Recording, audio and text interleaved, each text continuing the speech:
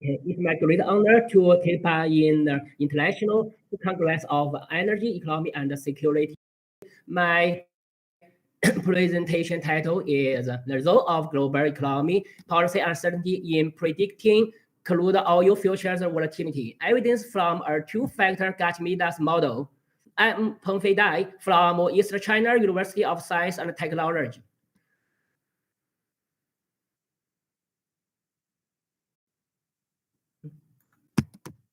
First, I will presentation it from the four section. Section 1, research background. Section 2, empirical methodology. Section 3, empirical results. Section 4, work summary. The world is experiencing the longer uncertainty, like in August 21, 2011, the U.S. sovereign debt crisis break out. In 2016, Britain voted to leave the European Union in, and so on. It's undisputed that the crude oil markets play an important role in the whole financial markets. WTI crude oil futures and Brent crude oil futures are the most important two pricing benchmarks in the global markets. Thus, is of great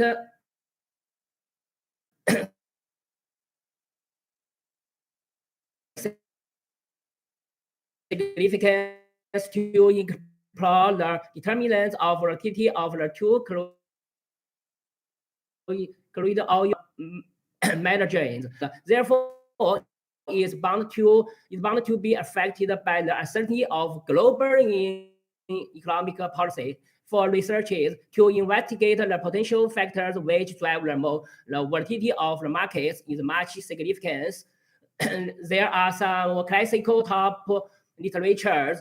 Let's talk about the economic policy uncertainty. The construction methods of EPU index, selecting the relevant set terms, then determine the proportion and finally calculate the corresponding index. The economy term set that. Oh yes.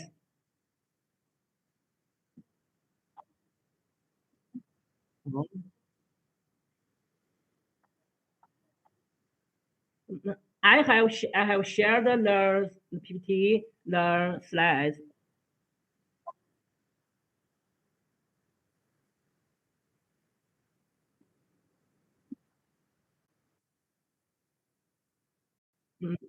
Can you see the change now?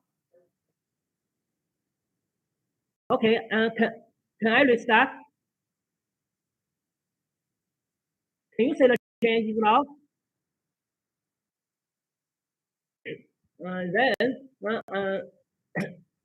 let's say the example of economic policy uncertainty in China and the US. The global economic policy uncertainty index for financial markets with multiple assets, the maximum eigenvalue of the return correlation matrix quantify the systemic risk of the markets, while the eigenvector reflects the whole movement of the markets. Inspired by those studies, we construct an alternative indicator of global economic policy uncertainty based on principal components analysis.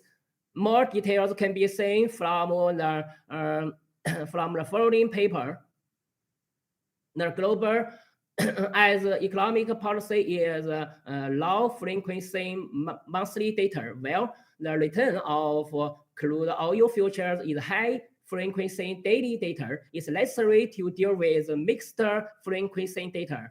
The monthly macro variables don't have immediate effects on short-term volatility, but will directly affect long-term volatility. Therefore, the effects of macro factors on long-term volatility of crude oil futures return is worth studying. let's see in the picture, the figure on the right is the sketch drawing of the long-term fluctuation evolution, where the dotted clue is the total volatility, and the solid curve is the long-term volatility extracting from the total volatility.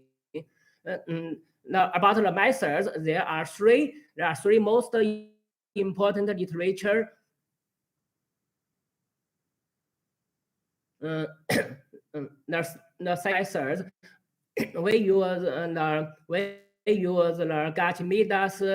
Gachamidas framework. Let's say the GIT is a daily Gach11 process, which describes the short-term volatility, and the long-term volatility components is specified as the Midas regressions, while RV is the realized volatility of the crude oil futures return, and MV is a micro variable of the economy. Those equation is the zoning window version. Then in addition to GEPU, we are paying to the uncertainty change. Uncertainty change is defined as this one, and the corresponding long-term volatility equations with macroeconomic variables are the equations, and the phi k is the weighting function, which is two beta and those are the two-factor models based on Gachamidas. On the below is the fixed span version. The above is the fixed span version. The below is the zoning window version. And in addition to evaluate the model, we use RMSE and RMAE. About the data, we should say, in addition to reserve 5-year sample periods for out of sample prediction evaluation, we take our 13 years estimation window for WTI and Brent. Before the estimation window, there is additional 3 years lagged data, which is used to calculate the historical realized volatility, that is historical influence. The sample period of Brent and WTI is covered from December 1st, 1998 to October 2019. We choose the period December 1st, 19 our in sample estimation, and other sample for the out of sample prediction. About the model, about the comparing the predictive accuracy of two competing models. The DM test is adopted. We can calculate the DMO value from this equation, where EA and EB is the forecast error of the two value models A and B respectively, while D bar is the mean of the time series, and what dt is the variance of dt. When dt is less than 0, the predictivity of model is better than that of B. In this paper, we calculate our DM test matrix in terms of various comparison between different models.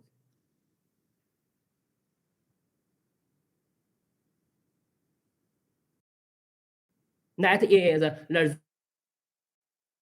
result of the matrix is model A, and the column of the matrix is model B.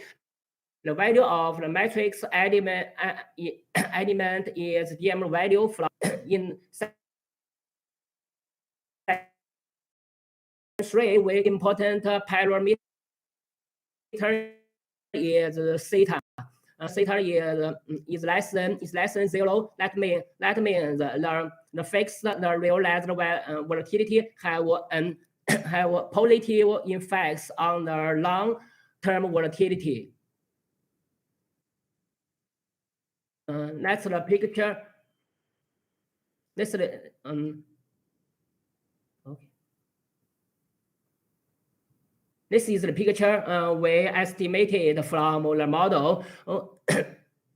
We can say the zoning realized volatility is more better than the fixed realized volatility. Then we can say the single factor model with GPU or GPU change. We can say both GPU and the GB change have an positive impacts on the long-term volatility. Then we can say the empirical results from two-factor models. We can say the blue line. Let's say if we use the two-factor RV and EV, if the MV is GPU, the result is not very well. But if the macro variable is GPU change, the result is significant at 1% level.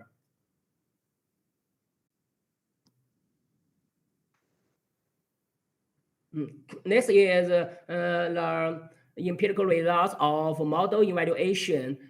From this table, we can see RMAC and RMAE, the single factor. We can say the GEPU change is the most effective factor.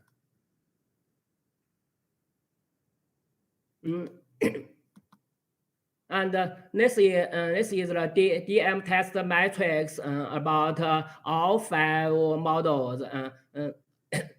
As before, we know the loading window model is better than the fixed span model. So in this part, we just present the zoning window models, the results from zoning window models, the DM test matrix. We can say the last result is RV and GPU change.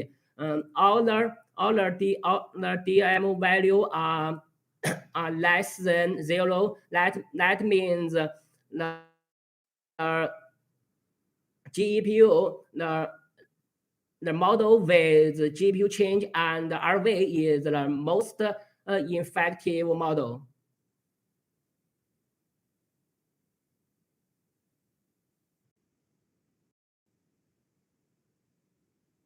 Let's factor model based on Gauch-Midas is constructed under fixed interval mode and moving window mode.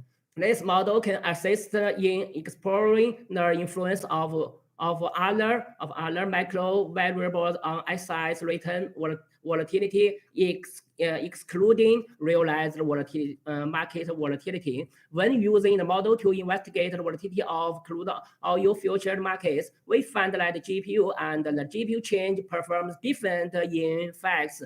The change of global economic policy uncertainty is a better predictor of the long-term volatility. Thank you for your listening.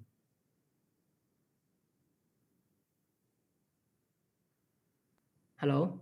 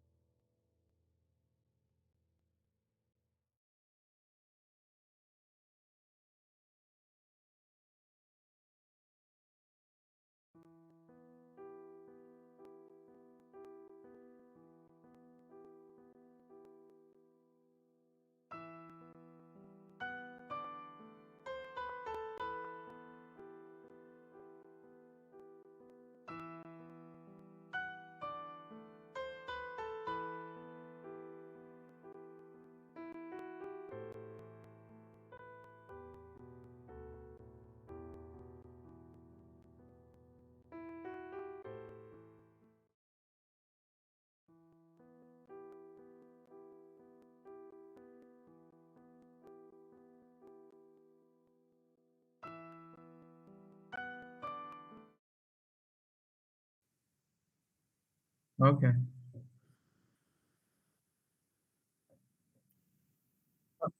Okay. Hello, everyone. Good morning from Ekaterinburg, Russia.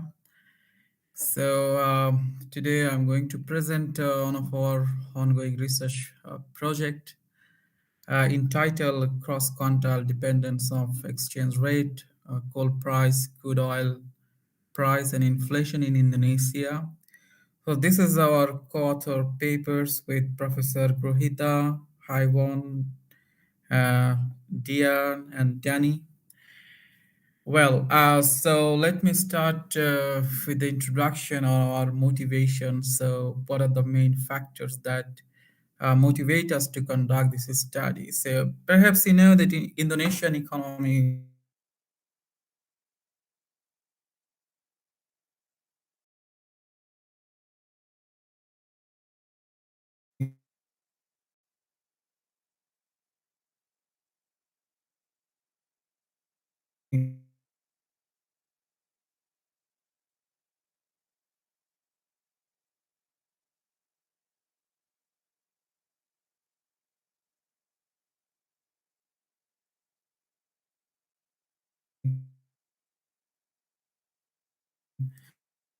is very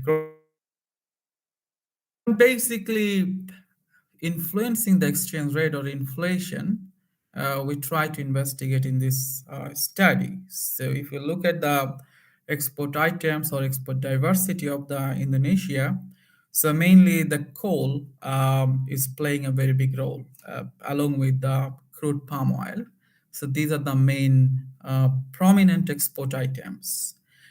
Since Indonesia is still following the floating exchange rate, so meaning that central bank has the less ability to manipulate or to curve the exchange rate, since they need to follow the open market system, because this exchange rate is determined by the total volume of foreign currency available in the local economy and its demand and supply.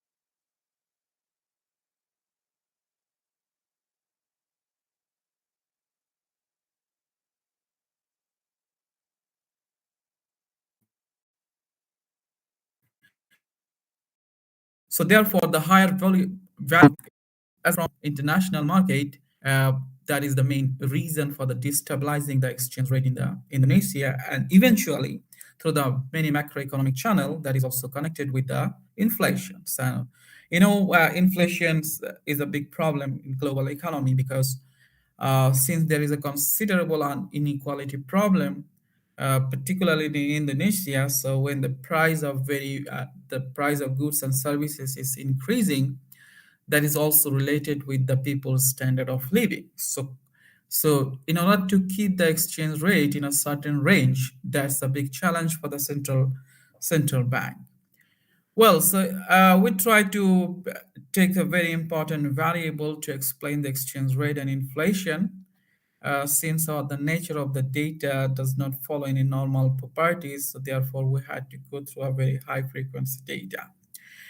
In our study, there are some very original contributions that is contributing in the empirical literatures, especially in terms of the market volatility. So we also try to provide some very new insight in this study. We believe that findings is going to facilitate the policymakers, especially the central bank, to take a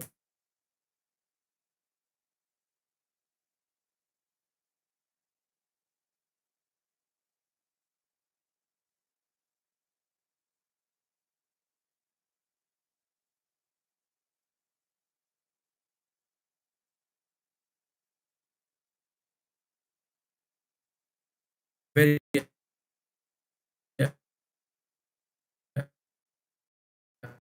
population coal is believed to be the highest pollutant type of energy. So globally, most of the economy try to reduce its use because of the two main internationally voluntary agreement. First is the Sustainable Development Goal, ensuring the clean energy, and secondly, the national determined contribution that most of the country, they have a voluntary agreement with the UNFCCC to reduce the carbon emissions. So coal, since a very pollutant energy, so future we do not know the future price of the coal, but if you look at the anecdotal fact, it is still the price is somewhat is increasing.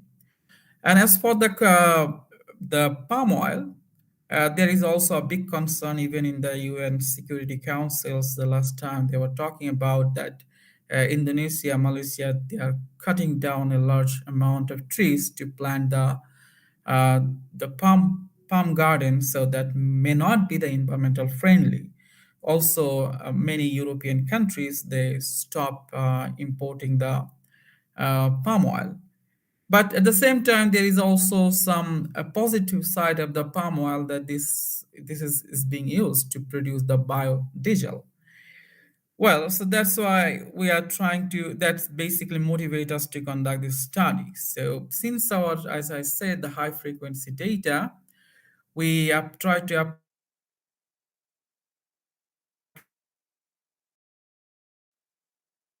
apply some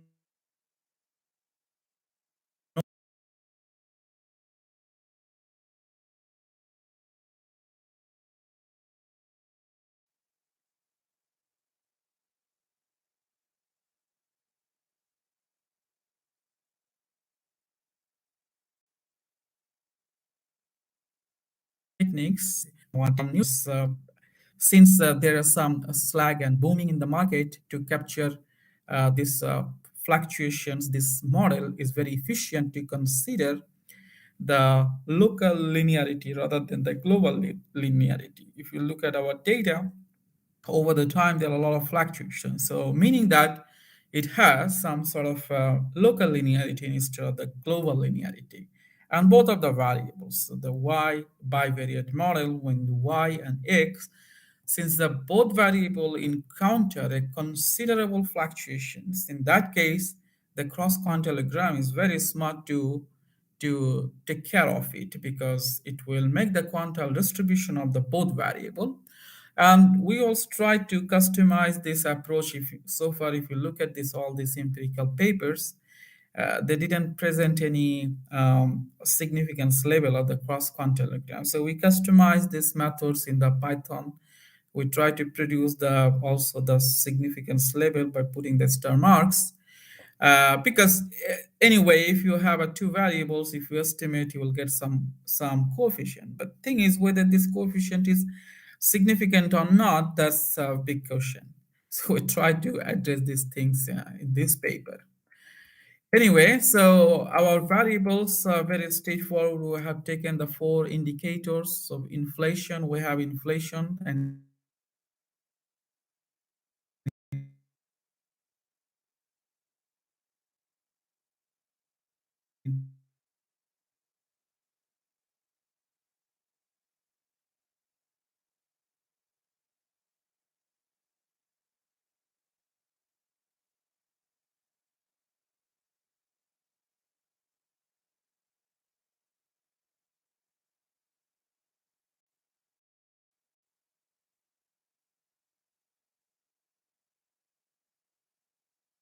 follow the normal distributions.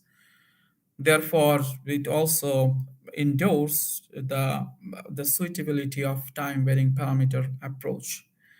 So this this table shows that volatility spillover from one market to another market. So the row shows that this spillover uh, is influenced by the other markets. So first, our variable is a CPI, that's inflation. So inflation is overall in the time horizon, it is influenced 24% from the other three market, and exchange rate is influenced by the other market is 24%, and palm oil 23%. And it makes sense because the palm oil, since the country is a prominent exporter, so anything happening in the local economy also it can influence the international palm oil price. As a matter of fact, this market is a oligopolistic market. So they have power to influence the price. About the coal price, it is influenced least, only the 11%.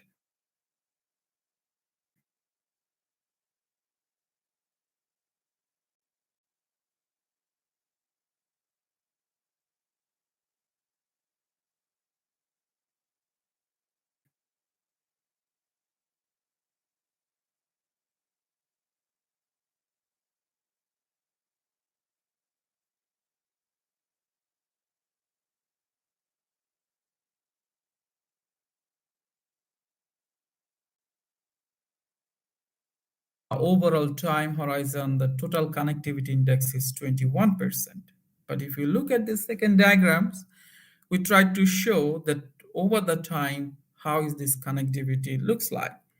So before the financial crisis, we see that this volatility, the market connectivity or synchronization, decrease of synchronization is quite high, even around 80%. But during the financial crisis, it's come down significantly, then it increased, then again decreased during the shell booming in United States when the price came down I mean, came down very significantly, then it gone up and come down. And during the pandemic, it also increased significantly around 60% volatility. So it makes sense. And we try to also present the bivariate spillover. And if you see that coal price is always influencing inflation in Indonesia. At the same time, coal price also the main net contributor to exchange rate all the time. Also, palm oil price also plays a big role in influencing the exchange rate and CPI at the same time. Then we also try to see the role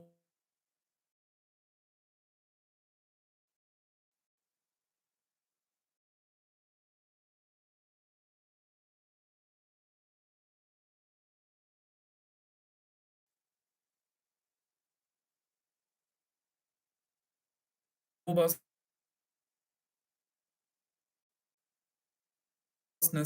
weekly, and monthly because we found that this relation follows the longer memory than the short memory. So, meaning that market adjustment is not taking place within the day or week and month. Rather, it follows the long term.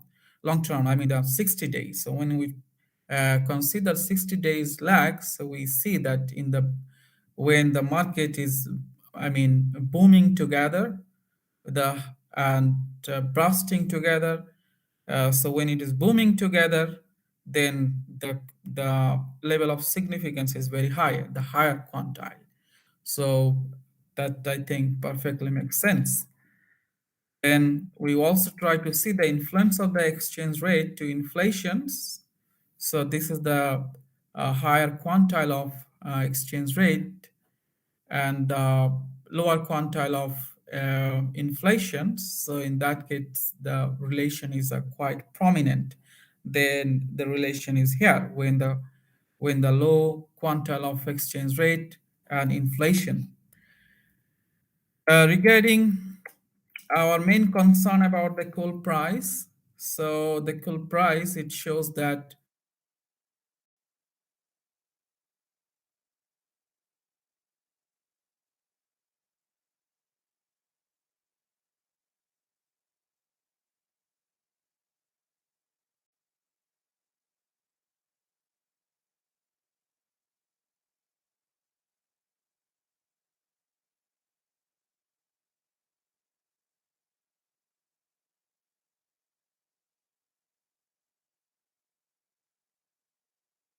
with the higher volatility.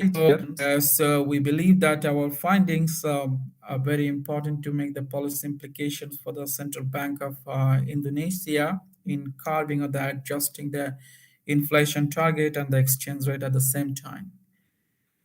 So thank you very much. If you have any question, I don't know whether is there any scope to ask me any questions or not.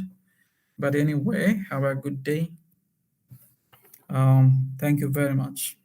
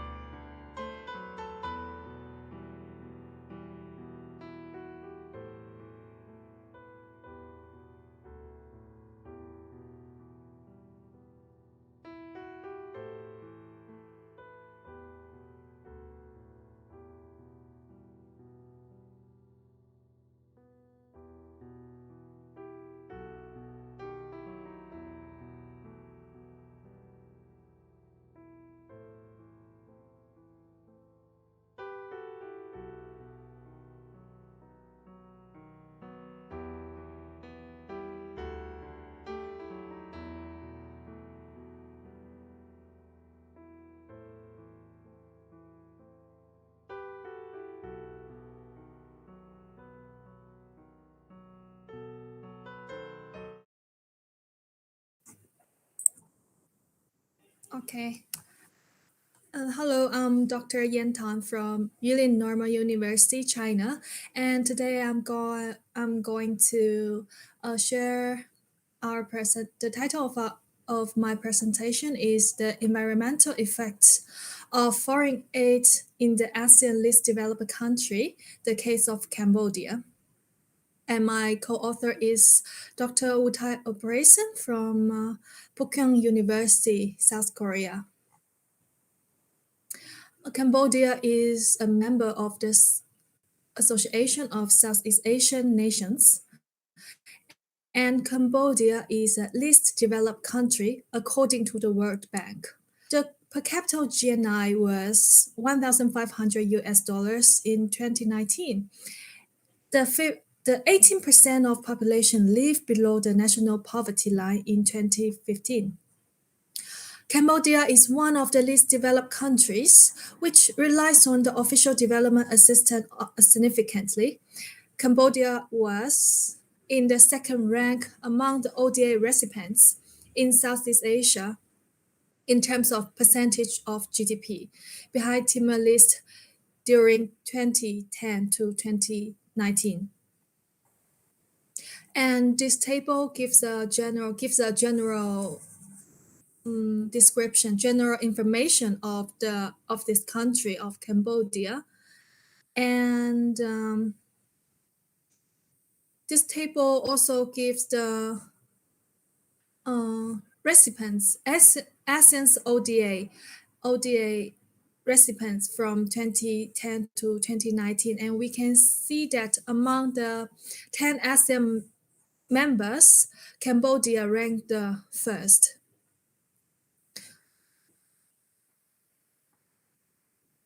The ODA of Cambodia has increased significantly since 1990. It was 1.7 billion USD in 2019, and the largest source of Cambodia's ODA is the Development Assistance Committee of the OECD countries, and the second largest portion of ODA of Cambodia comes from other parties. And the statistic indicates that the carbon dioxide emission has been increased steadily since 1970, and it was 0.97 tons per capita in 2019. And from this picture, we can see that Cambodia's ODA, the trend of Cambodia's ODA from 1960 to 2019, and we can see that the biggest donor of Cambodia are the OECD countries, which is this blue line. This table tells us that Japan and Korea are the biggest donors of Cambodia's ODA, which accounts for more than 40% of Cambodia's total ODA from 2010 to 2019. And this picture gives us a general trend of Cambodia's carbon dioxide emissions from 2017 to 2019. And we can see that the trend is increasing significantly over time. Accordingly, there are three of our research objectives. Due to the significant amount of ODA, it is highly likely that the ODA inflow may have the impact on Cambodia in various dimensions. The roles of ODA has never been scrutinized in the previous researches in the area of environmental issue. Consequently, this research aims to examine the impact of ODA on the carbon dioxide emission and causality analysis in the case of Cambodia. And in this part, I will discuss our literature review. There are many studies on the relationship between foreign direct investment and carbon dioxide emissions, but little is known about the effect of ODA. On the theoretical grounds, it is reasonable to argue that foreign aid is likely to increase energy consumption and carbon dioxide emissions when the implementation of aid-induced projects results in higher demand for energy. However, foreign aid in the form of better technology and technical skills might also help to improve energy efficiency and reduce emission intensity. While it is believed that higher carbon dioxide emissions in developing countries has been associated with higher ODA, evidence of the effect of ODA on carbon dioxide emissions in recipient countries, for example, Cambodia, is quite limited. Moreover, available studies shows ambiguous results. Here are some examples. Arvin and Liu, for example, and here are some examples of the results. And we can see that most of the studies which focus on the case of ASEAN countries, normally they use panel data, usually exclude Cambodia due to the unavailability of data. Here are the examples.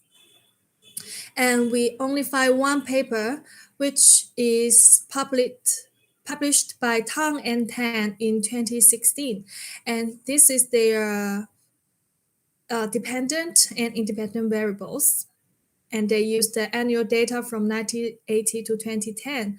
And they implemented the ARDM model. Finally, they conclude that oil and primary energy consumptions increase carbon dioxide emissions. In this part, I will introduce our research methodology. Our theoretical background, our theoretical framework is based on Ehrlich and Holger in 1971, which is called the IPAD model, where I represents the environmental impact, while P, A, and T stands for population, affluence, and technology, respectively.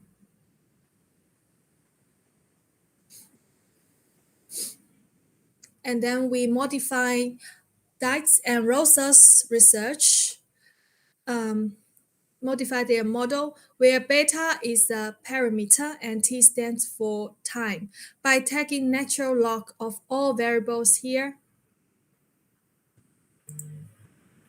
All variables here, we get our basic equations.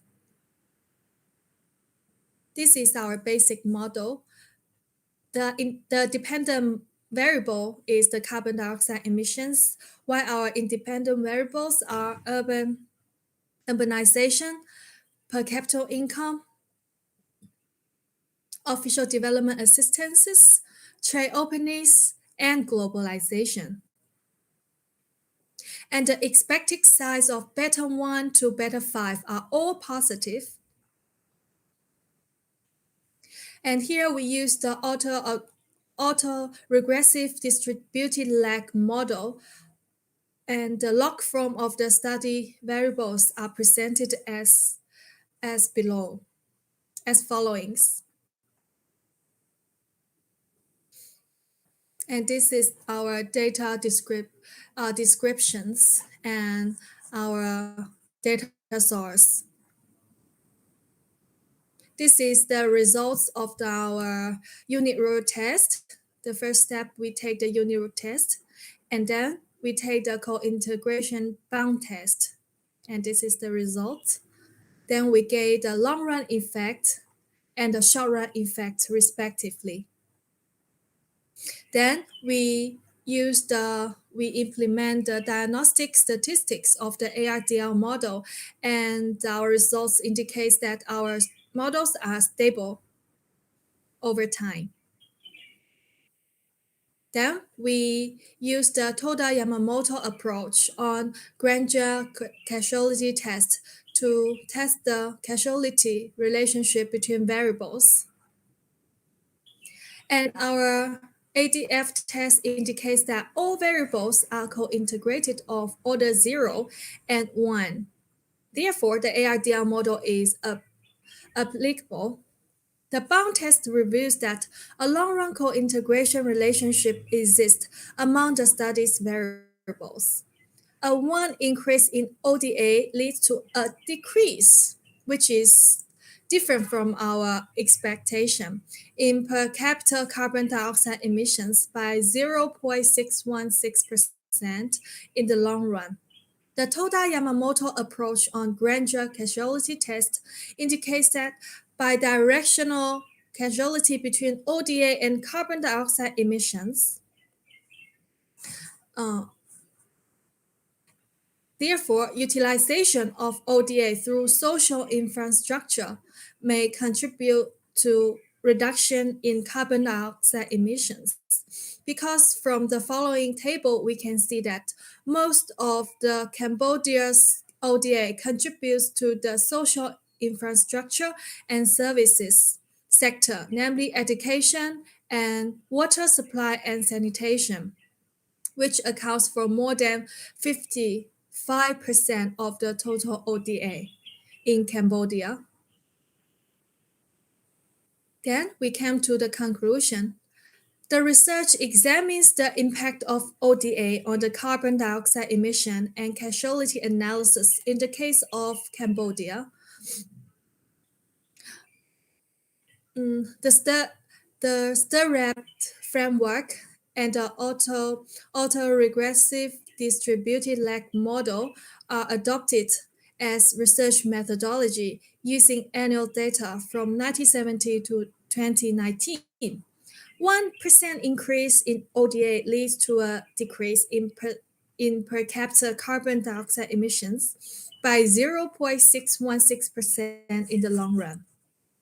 The Toda-Yamamoto approach on grandeur causality test supports the empirical results from ARDR model. ODA is not only aims to improve economic development, but also prevents environmental degradation for Cambodia. This is the end of my presentation. Thank you for listening.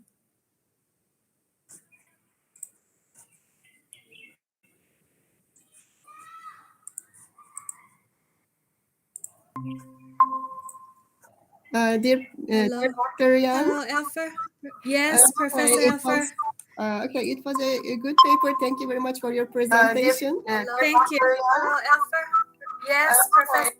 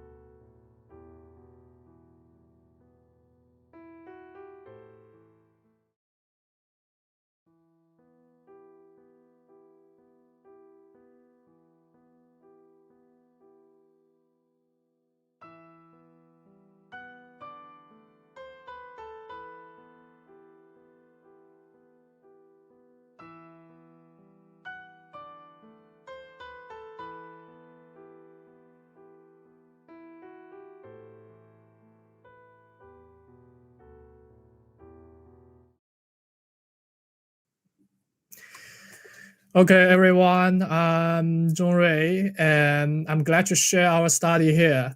The topic of our paper is multi-scale correlation analysis between crude oil markets and Chinese stock markets based on portfolio construction perspective.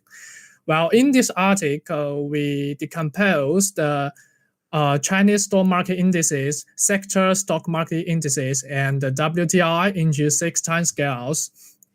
And we calculate the cross correlation and correlation at each time scale. Also, we construct the portfolio and calculate the tail risk of them at each time scale. So today, my presentation will processed by the outline. First is the motivation. So why we are interested in this topic? As we all know, with the rapid growth of China, many investors are interested in Chinese stock markets. So investing in Chinese stock market has become a very important choice. Also, since 2017, China has become the largest importer of crude oil. So the oil supply and its price are crucial to China's economy. So if an investor wants to invest in Chinese stock market, he must consider the relationship between the stock market and the crude oil market. In the real world, many investors are heterogeneous and they hold different investment cycle. Some people's investment cycles may be a day, a month, or even a year. So it's very essential to study the correlation between the crude oil market and China's stock market at different time scale. In previous studies, many scholars studied the relationship between the stock market and energy market, and they found that the nexus between them is time varying. However, most of the studies focus on the energy commodity exporting countries. This study focused on the developing country like the China. What's more, the dependent structure between crude oil market and the stock market has changed after the financial crisis. So we are very curious about the relationship between the China's stock market and the WTI after the financial crisis. As for the methodology used before, VAR, Gauge, BKK, and Coppola are widely used. However, in those research, they are used average data like the daily return, the monthly return, or weekly return. Those single time scale analysis cannot meet with the demand to analyze the complex relationship between the crude oil market and the stock market. So in this study, we applied the maximum overlap discrete wavelet transform to capture the characteristic and information between the crude oil market and the stock market. Also, we construct the portfolios and evaluating using conditional value at risk on the different time scales. Due to the time limitation, I won't give a very detailed description about our formula, but I will majorly introduce the concept of our methodology. The methodology used in our study is wavelet analysis. So what is wavelet analysis? Just like the Fourier transform, we use sine and cosine function to match the original time series and to decompose it into the time scale or the frequency scales. It cannot combine the time scales and frequency scales together in a desirable way. However, the wavelet analysis can decompose the original time series into both time scales and frequency scales. In wavelet analysis, the lower frequency component is matched to the long-term and stable changes. The higher frequency component is matched to the micro-dependent structure. Before I introduce the maximum overlap discrete wavelet transformation, I would like to introduce the continuous wavelet transformation and discrete wavelet transformation for you. So, like the Fourier transform, in wavelet analysis, we use wavelet function to match the original time series. And by changing the parameters in the wavelet functions, we could decompose the original time series into the formula I showed it on the slide. If we discrete the parameters in the wavelet function, then we can obtain the discrete wavelet transformation. Discrete wavelet transformation is an improvement of continuous wavelet transformation because we can use less parameters to describe the original time series. So finally, we use the maximum overlap discrete wavelet transformation. It's also an improvement of the discrete wavelet transformation because it can handle any sample size, but the discrete wavelet transformation can only handle the sample size of the exponents of 2. Also, the maximum overlap discrete wavelet transformation can capture the details more precisely than the discrete wavelet transformation. And this is the reason why we use this methodology. This slide showed how we calculate the wavelet variance and the wavelet correlation. Here comes to the empirical study. About the data, we use WTI spot price to represent the crude oil market and use Shanghai Stock Exchange indices and Shenzhen Stock Exchange indices to represent the overall Chinese stock market. We also choose 10 sectoral indices to represent different industrial sectors. The data range from the 2009 to 2019. This period is after the financial crisis. And this table shows the partial summary statistic. Here comes to the key point. As I mentioned, we decompose the WTI and the indices into 6 time scales. There are 2 trading days, 4 trading days, and 264 trading days. Each time scale will match a frequency scale, like the daily effects, weekly effects, and to the long-term variations, respectively. As for the choosing of wavelet function, we choose the Dubitsch's orthogonal compactly supported wavelet with the length of A by this formula. This is an sample of the decomposition. This picture shows the decomposition of WTI and Shanghai Stock Exchange indices. We can figure out that with the increase of the time scale, the tendency is more and more clearly. Then we calculate the wavelet correlation at each time scales. The 2 blue lines at the upper and the lower confidential interval, and the black line is the correlation we calculated. The red line means that the correlation is equal to 0.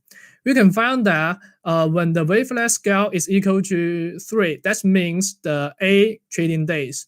Most indices have a positive correlation with WTI, and with the increase of time scale, when we go to the 32 and 64 trading days time scales, we can find that the red line is in the interval. That means the correlation is equal to 0. Then we calculate the cross correlation at each time scales. In this part, with the largest leg order is the 60 trading days, and we also figure out under reaction and overreaction between the crude oil market and the stock market. After calculating the correlation, cross correlation, and the correlation, we construct the portfolio. We construct the portfolio with WTI and Shanghai Stock Exchange and the Shenzhen Stock Exchange, respectively. We construct 3 types of portfolio. There are mean variance portfolio, risk parity portfolio, and the most diversified portfolio. And using the conditional value at risk to mention the tail risk. We can find a very interesting point is that in most situations, the portfolio constructed by WTI and Shenzhen Stock Exchange is much higher than the portfolio constructed by the WTI and Shanghai Stock Exchange. And the reason might be that the companies in Shanghai Stock Exchange is much bigger than the companies in the Shenzhen Stock Exchange. That means those companies may have better financial situations, so they have lower risk. And in our article, we can draw 4 conclusions. The first conclusion is that the correlation between the Chinese stock market and WTI has changed along with the timescales. And the second is that different sectors exhibit a similar trend in response to the stock market and the crude oil market. So let's remind the picture in the correlation part.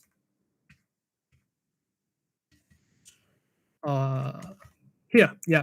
We can find that with the increasing of timescale, the correlation between indices and WTI increased from 0 to a +1 and then decreased to 0. So in each timescale, the correlation is different, but they have similar trend. They all increase from 0 to a +1, then decrease to 0. The trend is similar. So the third conclusion is about the cross correlation. The cross correlation indicates that the Chinese stock market had an overreaction to the fluctuation of the crude oil markets at the time scale of 64 trading days. Well, due to the time limitation, I don't have much time to explain how we do this judgment. If you are interested about this point, you may contact with us, and we are glad to communicate with you. And fourth, the tail risk characteristic of Shanghai Stock Exchange and Shenzhen Stock Exchange portfolios were completely different. Just I mentioned, the tail risk of the portfolio constructed by the Shenzhen Stock Exchange and the WTI are much higher than that of Shanghai Stock Exchange. So this is the end of my presentation. Thank you very much.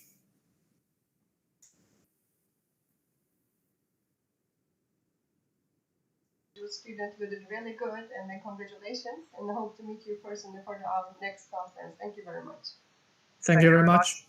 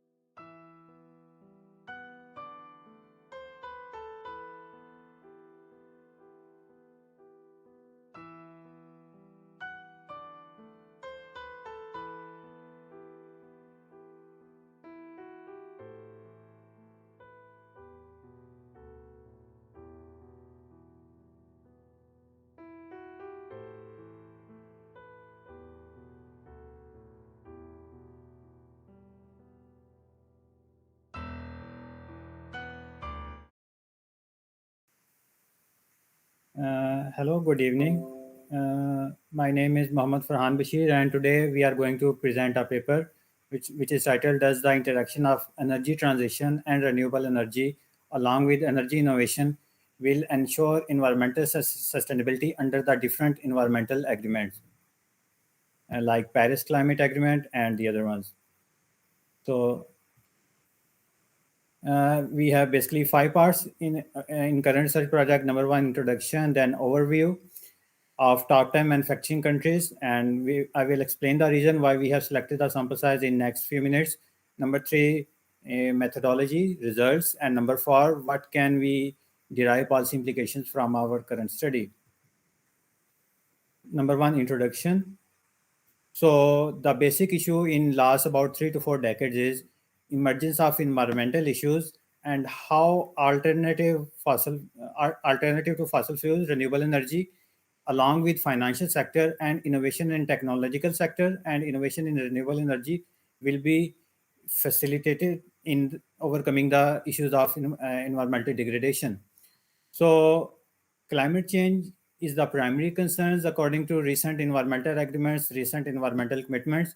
Regarding this, we need to evaluate the ecological footprint and which is calculated as which should be obviously reproduction capacity of natural resources should be greater than the current resources demand and eventual consumption. For current study, we selected the manufacturing countries because they have the highest share of production and which ultimately contributes in industrialization and the primary footprint of greenhouse gas emissions. So these are the top 10 manufacturing countries in the world: Mexico, UK, France, Italy, India, South Korea, Germany, Japan, United States, and China. So the primary issue which we discuss is how we focus on energy transition, what kind of alternative renewable resources we can provide. So not only developed economies, but also developing economies can focus on environmental issues. Our contribution will lie in sustainable growth literature by investigating the association between environmental innovation, renewable energy, and energy transition. Our research lies in energy transition will significantly affect how globalization and financial development, along with financial reforms in all countries, will affect economic growth policies. In order for this, we have used composite index energy through principal component analysis to create novel energy transition and environmental innovation. Our second video.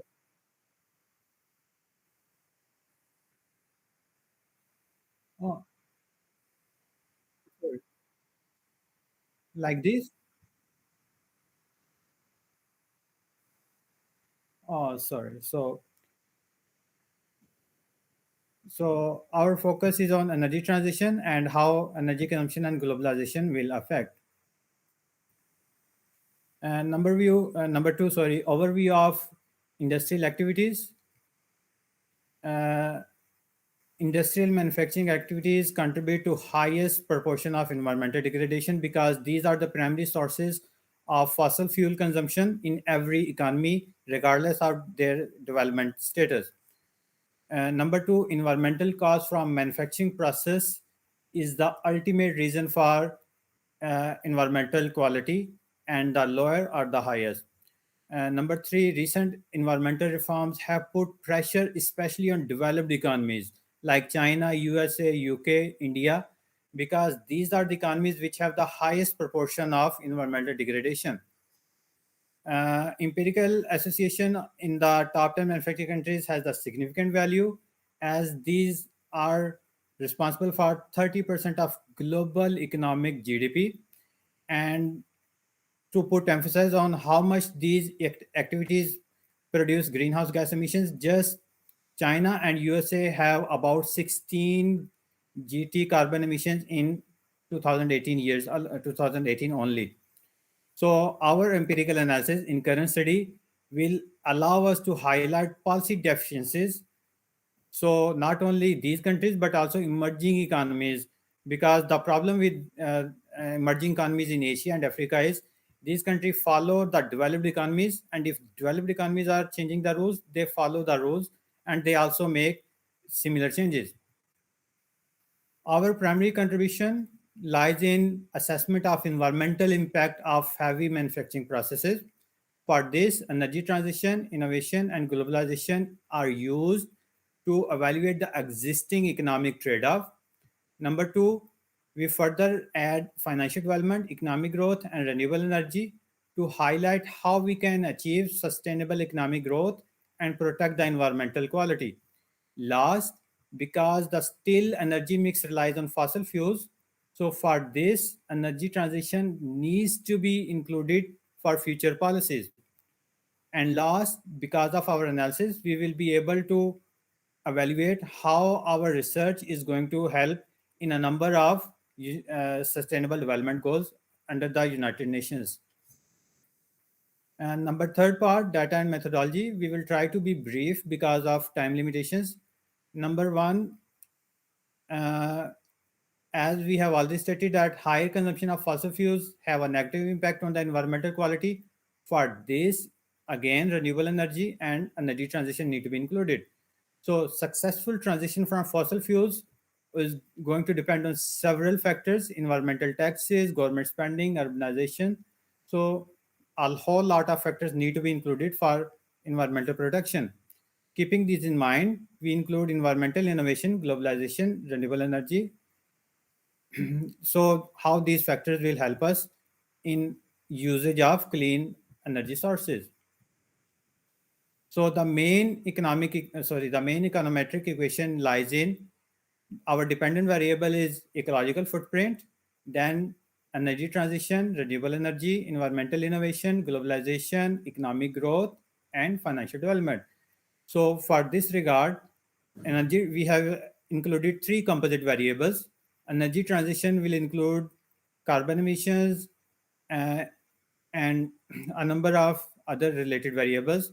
Environmental innovation has included environmental patterns, trademarks, uh, and government expenditure and related. Financial development, again, a number of financial variables, we have included these variables. So because if we include only one variable, it may not give us whole picture.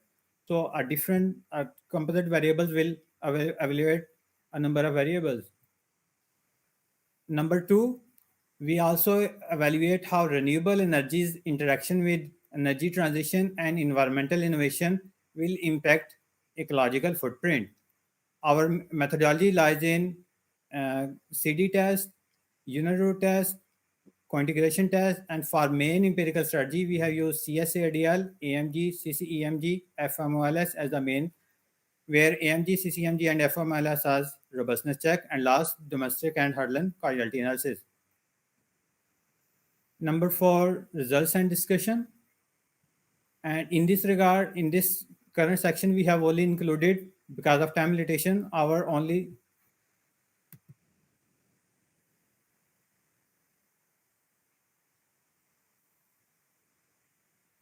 due to limitations, we have only included main economic strategy, which is CSADL. We have used CSADL because it allows us to provide short run analysis as well as long run analysis. And if we look at our variables, it is clear from these variables that energy transition, renewable energy, and environmental innovation have negative association in short run and long run in all three models on the ecological footprint. And number two, because globalization, economic growth, and ease of financial reforms have allowed economic activities to prosper, so these have positive impact, or in other words, these activities contribute in environmental degradation. Our findings, again, our because of time limitation, we are not providing AMG, CCMG, and FMLS, but these findings are in line with CSARDL. And next, our causality analysis include that these variables, all variables have bidirectional causal association means one increase in one is going to increase in another, or decrease in one is going to decrease another. So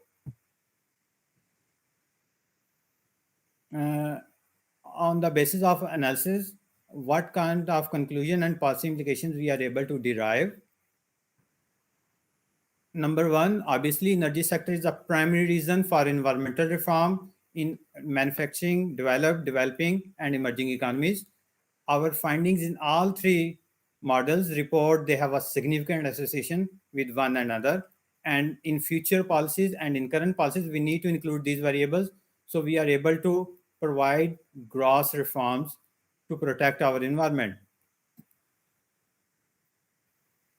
So what kind of policy recommendations we are able to derive on the basis of current analysis? We need to commercialize energy efficient technologies. That means these environment protection technologies should be cheap enough so that developing economies can also use. Number two, environmental taxation should be included as some side of penalty to the polluting industries. And last, long-term environmental policies. Currently, as we include COP21 and yesterday COP26 was summarized, but we cannot afford to make policies for every 2 years, 3 years. We need to implement policies for about next 20 to 30 so that we can evaluate the long-term consequences of current economic and environmental policies. Number two, we encourage manufacturing countries to relax renewable energy markets because developing countries rely on flow of technologies from developed economies.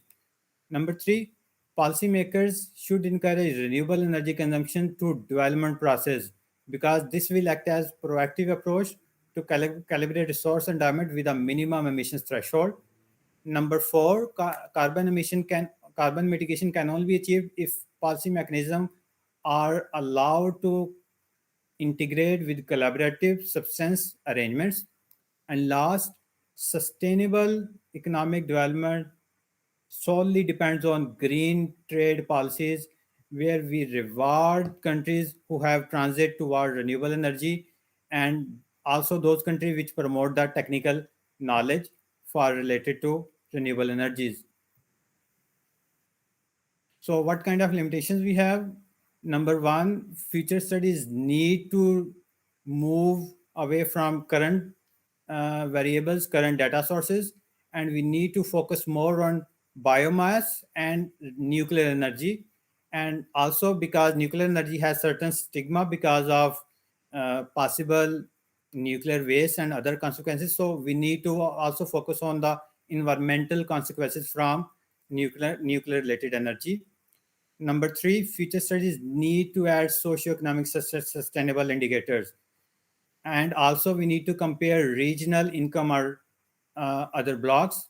And lastly, because our analysis allow us that we need to use extended data sets to evaluate how energy transition can be achieved over a longer period of time and how related consequences can be implemented by other countries who are also facing similar problems.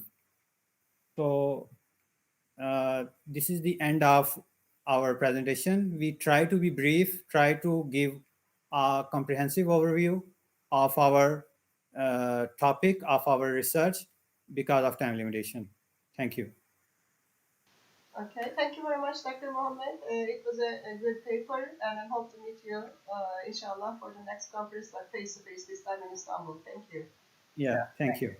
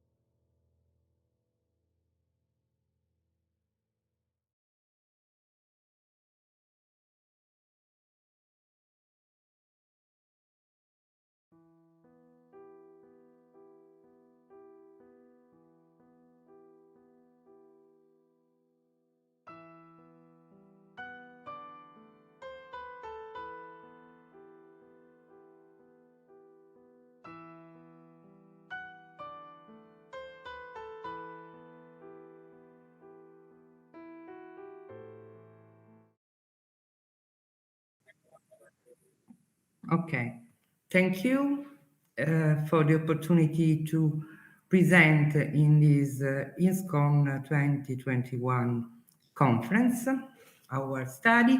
The title of our study is Environmental Innovation, Climate Change and Knowledge Diffusion Process. How can spillovers play a role in the goal of sustainable economic performance?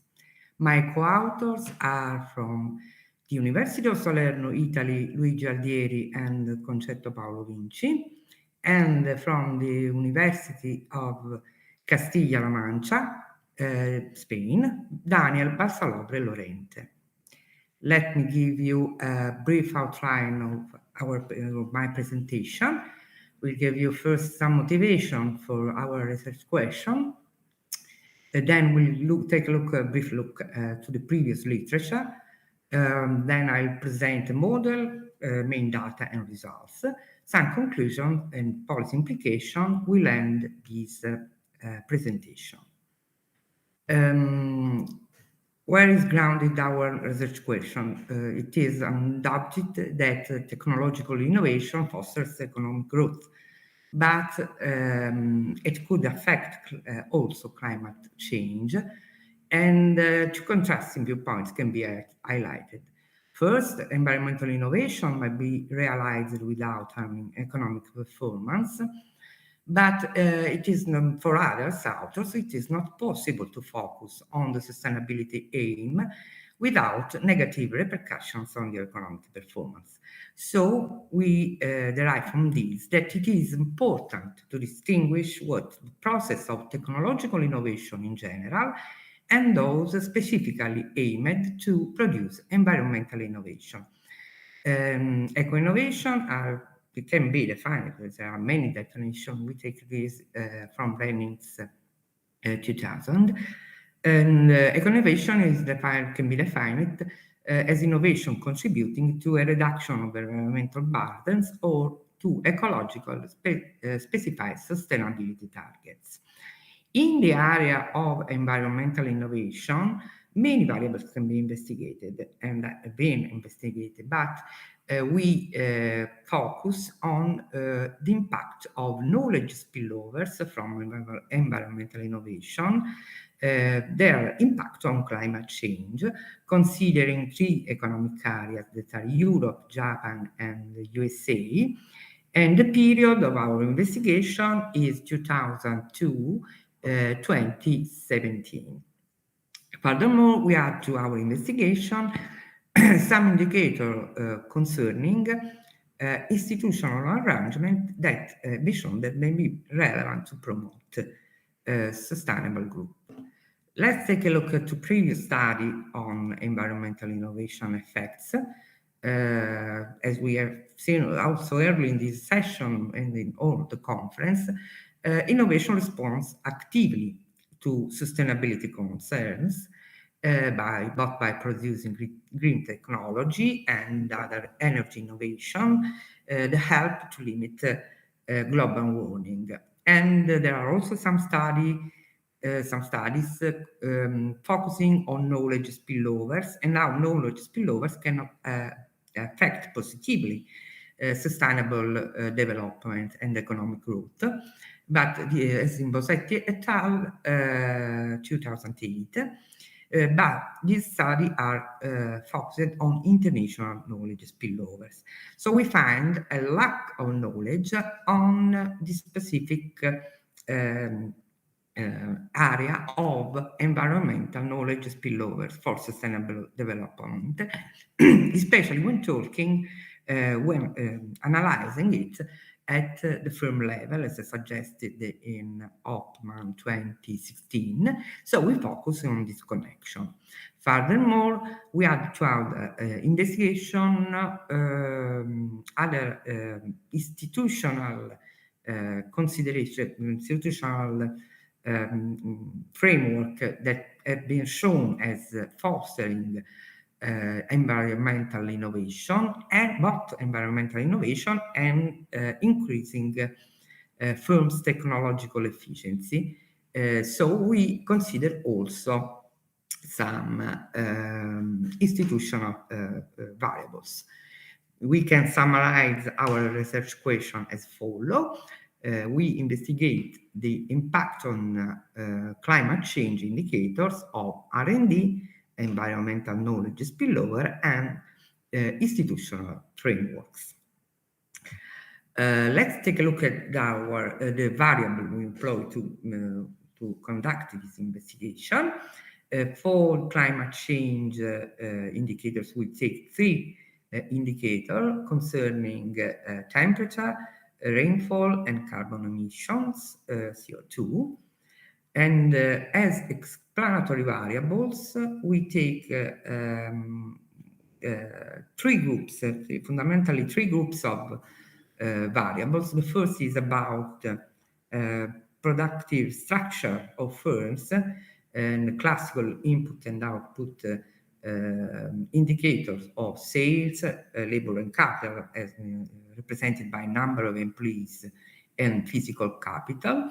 The second set of explanatory variables is concentrated on R&D. So we take the R&D capital stock and the environmental R&D spillovers based on green patent codes. The third group consider the institutional framework, and we include in this group of explanatory variables the Environmental Stringency Index, EPSI, the control of corruption, and taxes on corporations. But we have to now make a description model. We use a panel fixed effect model where we regress the 3 variables about climate change towards the lagged variables, explanatory variables we cited before. More detail, I think it's important to give more detail on what are knowledge spillovers, because knowledge spillovers are typically measured as the stock of R&D conducted outside the focal firm and weighted by some measure of closeness between the source and the recipient of spillovers. In more details, we use the JAF measure as a proxy of knowledge spillovers. The JAF measure is built using a technological vector for each firm. This is based on distribution of patents across technological classes. We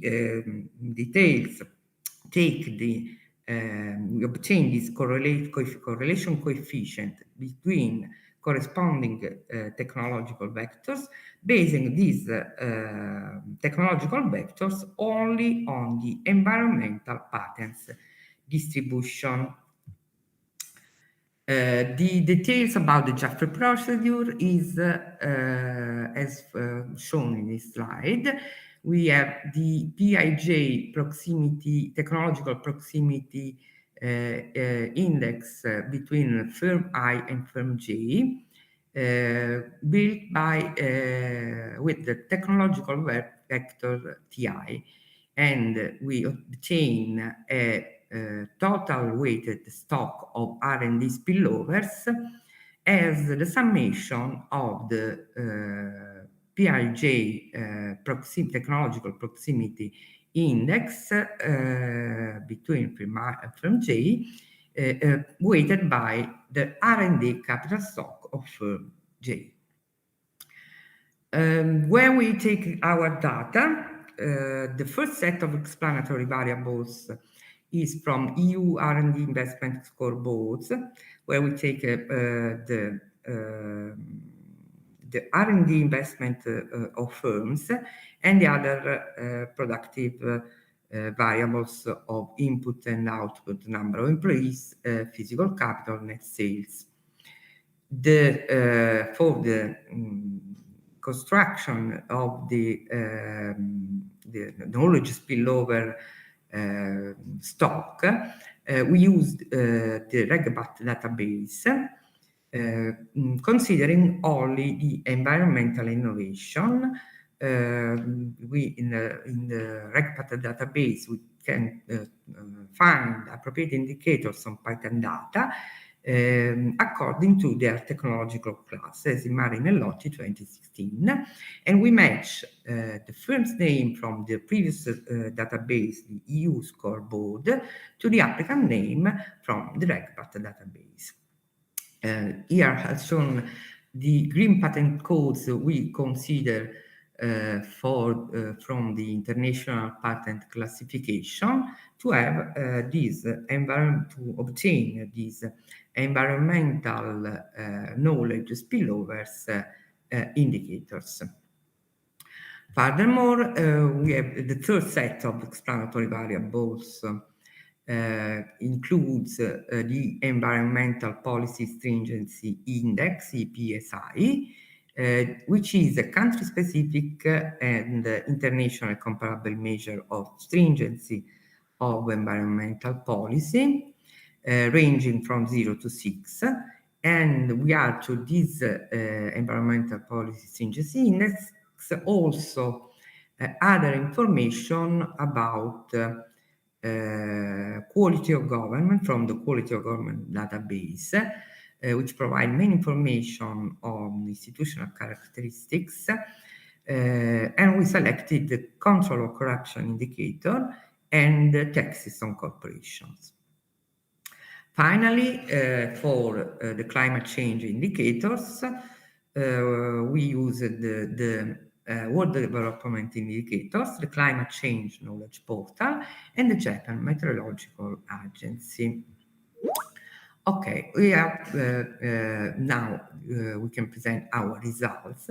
First, for all countries considered in the panel, we can see, I want to underline the variables which are of more interest for us, that are the R&D variable, representing all the R&D investment for firms, that has a positive, a significant effect on all the three variables, temperature, rainfall, and CO2.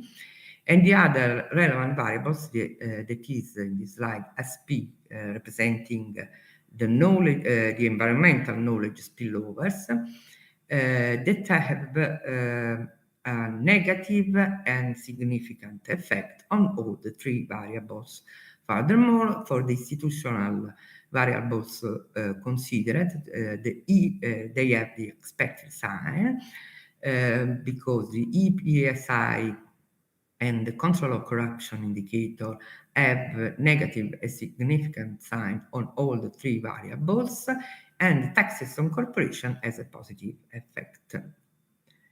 We also disaggregated results by the areas of investigation, confirming the sign and the significance, significativity, both for USA and Europe, and both for the R&D variable and the SP, I remember is the environmental knowledge spillover, both in USA and Europe. We can then summarize our result. I can give you the conclusions of this work, where we concentrated our investigation on the relationship between climate change indicators and environmental innovation, through especially the environmental knowledge spillovers, with a look at the firm level and environmental data for three areas that are the EU, Japan, and USA over the period of 2002 2017. We can conclude that the impact of environmental spillover on climate change indicator is negative, so that environmental innovation through knowledge spillover facilitates achieving climate change reduction. Second, the impact of R&D on climate change indicator is positive. Then we can conclude that R&D activity may be detrimental for climate. And finally, environmental stringency policy improves sustainable production together with the control of corruption indicator.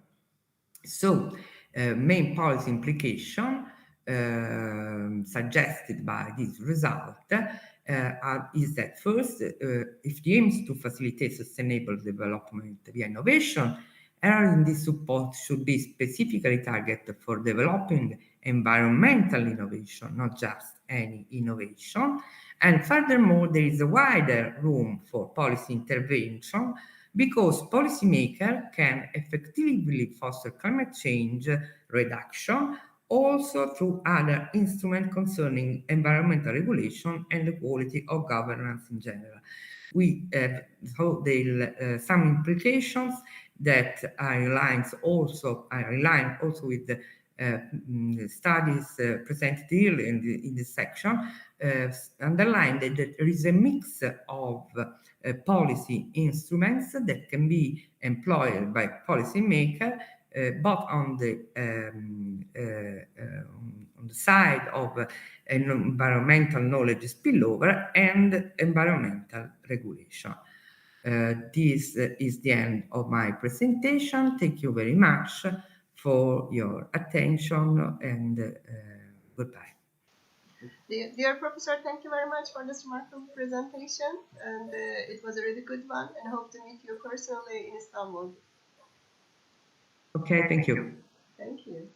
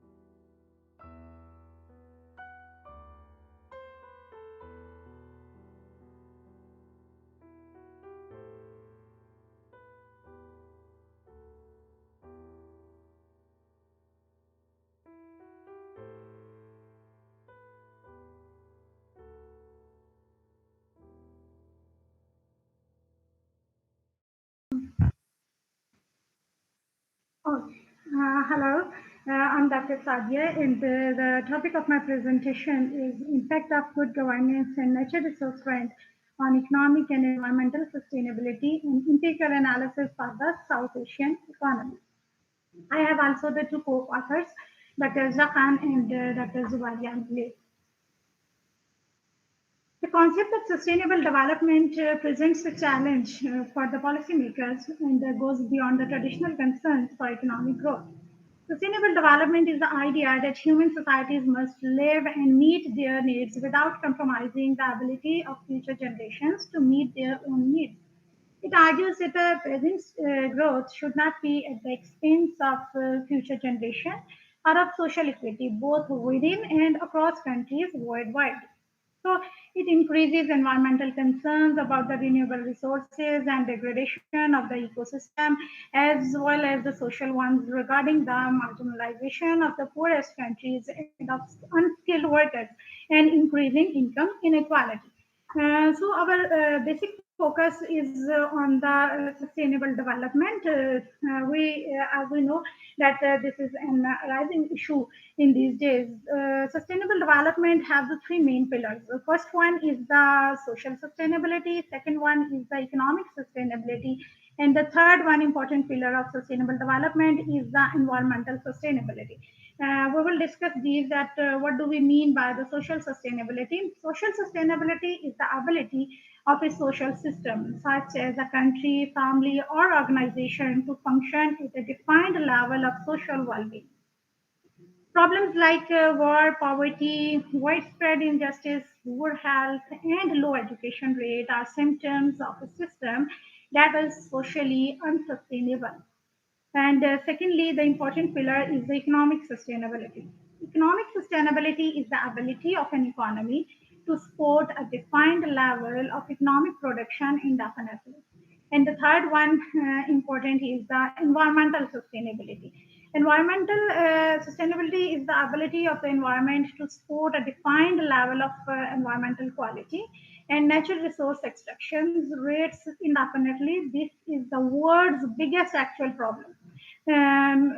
Though since the consequences of not solving the problem now are delayed, the problem receives too low a priority to be solved.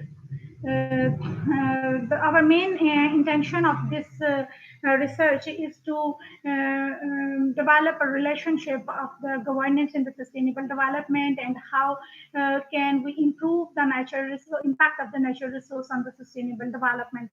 So the concept of sustainable development stresses the importance of institutions that have the will to integrate economic growth, social development, and environmental protection at all levels of development policy and the decision-making process. In this regard, the new paradigm of development strategy based on good governance emphasizes the joint participation of the role of state, non-state actors, civil society, and private sector in the economy and in the process of public governance. Sustainable development and the natural resource rent. The natural resource rent is counted as a national wealth, and utilization of this wealth depends on the developmental objective of the nation. Globalization is believed to play a significant role in shaping this association between natural resource rents and the human development in South Asia countries. Besides considering the economic dimension, any country dreaming to attain the sustainable development must consider the social dimension with regard to enhancement in human capital through the quality, health, and education, as well as ensuring the environmental stability. Sustainability. This study empirically verifies whether the natural resource plans contributes to the enhancement of the economic development, human development, and environmental quality, which is necessary for the sustainable development. We choose the South Asian region, as the South Asian countries are characterized by the relatively poor quality of the institutions. Besides, the exploitation of the natural sources is often characterized by the disposal of the harmful waste and gas into the environment. This study thus considers the individual and combined effect of the institutional quality and natural resource rent on economic, social, and environmental quality, as these three factors are the guarantee of the sustainable development in the economy. Now we come to the snapshot of the economic and environmental situation in the South Asia. South Asia is the world's most heavily polluted region, having just 3.4% of the world land, but providing shelter for nearly 1/4 of the global population. The region is threatened with the environmental challenges and rendering life insufferable for over 1.8 billion people. The prevailing situation is further intensified by population explosion, rapid urbanization, and industrialization, and this is considered a disaster zone of climate change. So there is a need to reconsider this region to achieve the economic and environmental sustainability by focusing on the governance and natural resource rent, or the natural resources. In order to get these objectives are to identify the relationship between the governance, natural resource rent, and the sustainable development. We made a collection of the indicators for sustainable development by taking the data from 1996 to 2020 for selected South Asian countries. This study considered multi-model analysis while focusing on three important dimensions of sustainable development: the growth model, human development model, and environmental degradation model to assess the role of governance and natural resource rent in achieving the sustainable development. So we move towards the model. In our model, we have the three main models of the equations with focusing on the three main pillars of the sustainable development. As we already mentioned that the sustainable development shows the three main pillars. First one pillar is the economic, shows the economic sustainability. Second one shows the social sustainability, and the third one shows the environmental sustainability. And in order to get our first objective, the economic sustainability, we have the model where the GDP is used as a proxy for the economic sustainability, and it shows that it is a function of the governance, FDI, trade openness, natural resource rent, and then the interaction of the governance and the natural resource rents. And the second model shows the social sustainability, where human development index is the function of governance, domestic investment, trade openness, natural resource rent, and the interaction of governance and natural resource rent. And the third one is the environmental sustainability model, and here the greenhouse gas emission is the function of the governance, financial development, trade openness, natural resource rents, population density, and the governance and the interaction term. And now we move towards the definition. The definitions of these variables are given, and the main source of the variables are the WDI and WGI 2020. In order to get our objectives, we have used many econometric techniques, and as we have the panel data, so we have used the cross-sectional dependence test, cross-sectional unit root test, co-integration test, and fully modified OLS and the dynamic OLS model are used. First of all, due to the panel of the cross-sectional data, we use the cross-sectional dependence test. It is necessary to check the cross-sectional dependence among the variables. The issue of cross-sectional dependence arises if the observation in n cross-section in our panel are no longer independently drawn, but disturb each other's country or the country's outcome. So it may be due to the regional integration or the international trade between the countries. So there is need to check the dependence or the cross-sectional dependence among the variables. In order to check the cross-sectional dependence, we have used the three main tests, and all the three tests shows that there is a cross-sectional dependence among the variables in the model. So we based on this result of the cross-sectional dependence test, we decided to move towards the second generational unit root test instead of the first generational unit root test. As we know that there are the two forms of the unit root test, first generation unit root test and the second generation unit root test. We move towards the second generation because the second generation unit root test check the data stationarity by taking into account the problem of individual cross-sectional dependence by taking into account the problem of the individual cross-sectional dependence. So we use the CIPS unit root test. And this test shows that all the variables are integrated of order 1, and the null hypothesis of non-stationarity is rejected, and all variables have the first difference stationary. As all the variables are integrated of order 1, we can move towards the co-integration test, and in order to check whether there is a long-run relationship between the model, between the variables or not in the model, we use the 3 tests of the co-integration, and these includes the Pedrani curve and the Solon co-integration test. And as we can see, that the result shows that there is a long-run relationship, and shows the existence of the co-integration. So we can move towards fully modified OLS and the dynamic OLS model to measure the estimates or to find the estimates of the model. As in the first model, we have discussed that shows the economic sustainability of the pillar of the sustainable development. We have the dependent variable is our GDP, and independent variables includes the governance, FDI, natural resource, rent, trade openness, and the interaction term of the governance and the natural resource rent.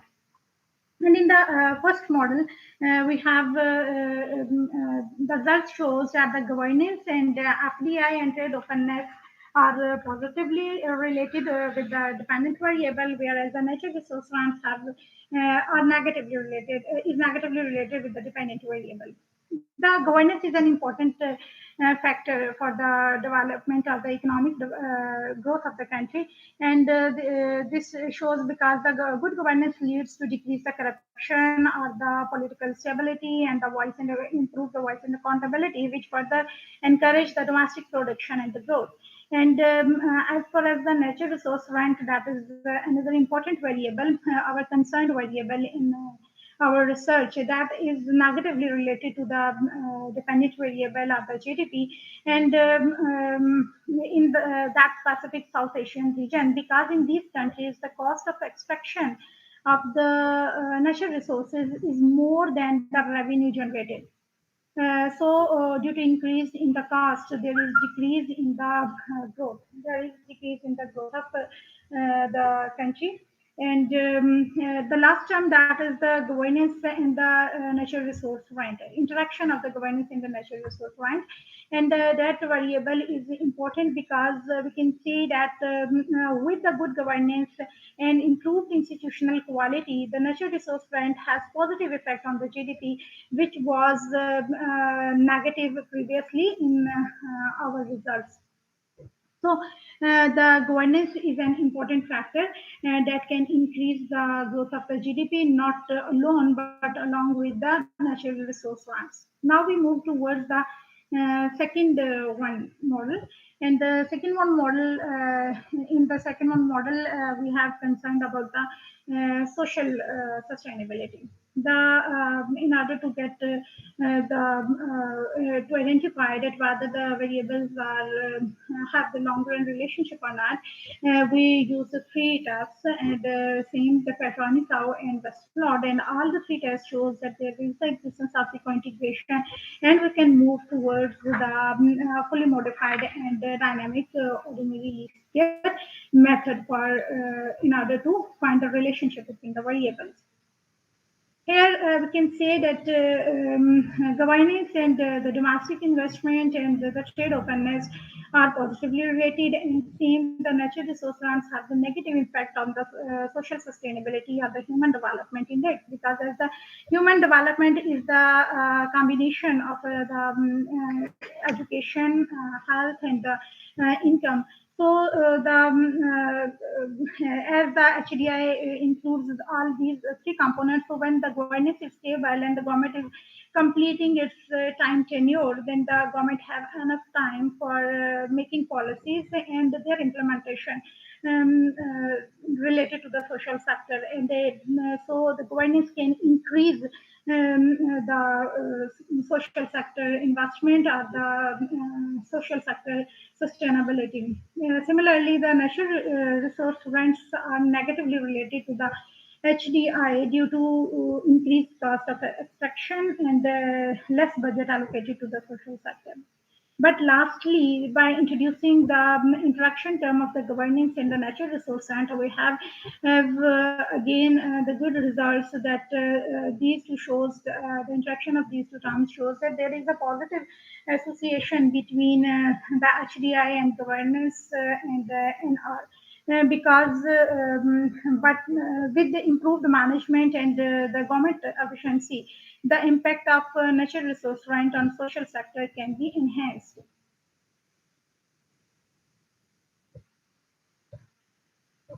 Similarly, in the third model, our dependent variable is the environmental sustainability, and greenhouse gas emission is used as the proxy for the environmental sustainability. Here we have again, after using the three tests, we concluded that there is a long-run relationship between the variables, and the results shows that the governance is negatively related to the greenhouse gas emission. Governance, whenever there is an increase in the governance, it leads to decrease the greenhouse gas emissions, and financial development is positively related with the greenhouse gas emission. Whenever there is increase in the financial development in the South Asian region, it leads to increase the greenhouse gas emission, and the reason may be that in the developing countries, the governments usually focus on the capitalization instead of the new technologies or introduction of the new technologies. So the financial development leads to increase the greenhouse gas emissions. Similarly, the population density and the trade openness also leads to increase the greenhouse gas emissions, but natural resource rent also leads to increase. Whenever there is increase in the natural resource rents, it leads to increase the greenhouse gas emissions, but the interaction of the governance and the natural resources leads to decrease the greenhouse gas emissions, and we can say that with the improved governance, with the improved management, and the decrease in the corruption and the increase the political stability, we can decrease the greenhouse gas emissions even with the extraction of the natural resource rents in the South Asian regions.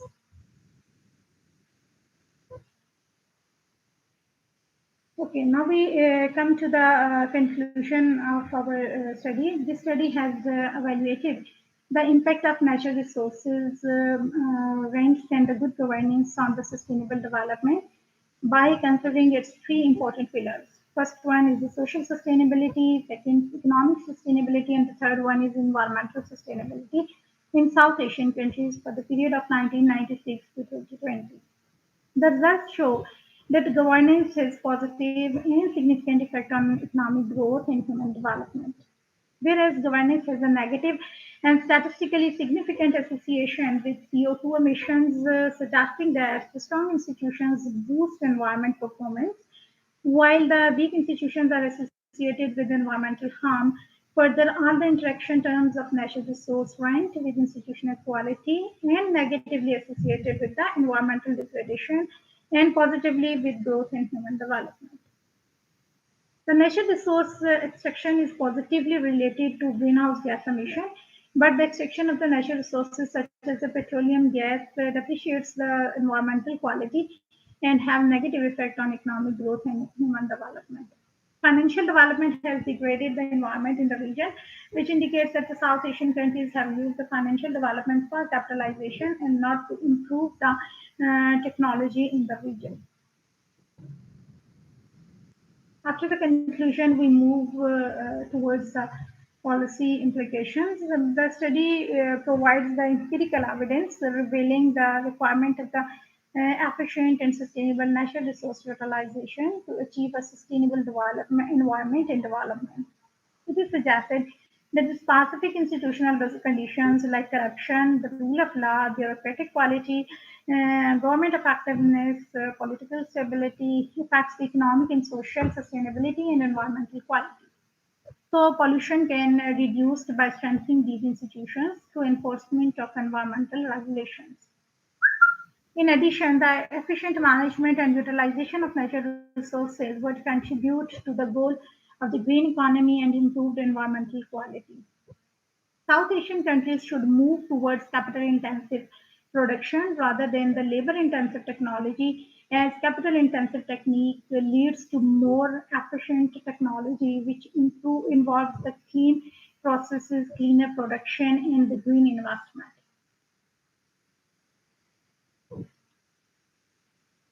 Thank you. If you have interest in our research, you may contact on my ID, that is sadia.safdar@fast.edu.uk.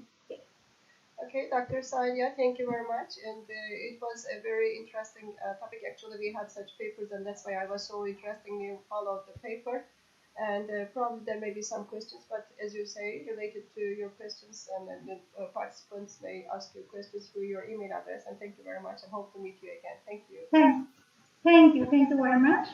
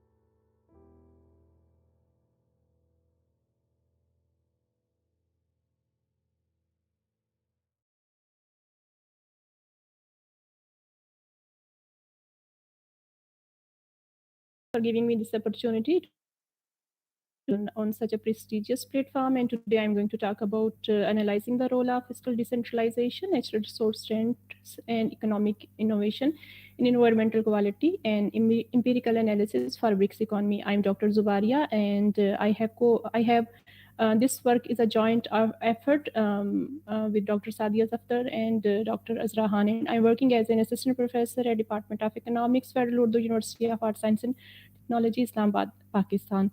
So let me introduce the topic first. Climate change has become one of the major concerns for policymakers in the recent era due to its detrimental effects life.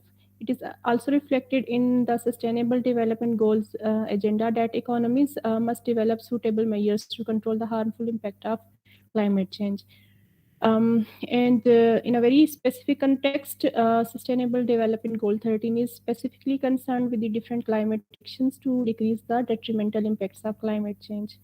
At the global level, different think tanks are also putting commendable efforts to control environmental pollution. In the same context, the Paris Agreement 2015 also focused to limit greenhouse gas emissions to reduce the harmful impacts of climate change. Fiscal decentralization is conducive for environmental quality because local governments impose strict environmental laws to diminish environmental degradation.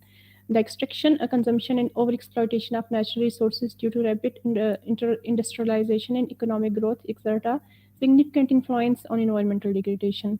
In addition to this economic growth, when economies climb the ladder of economic growth, and if their growth is based on the industrial sector, then these economies have to face a trade-off between their economic growth and environmental quality.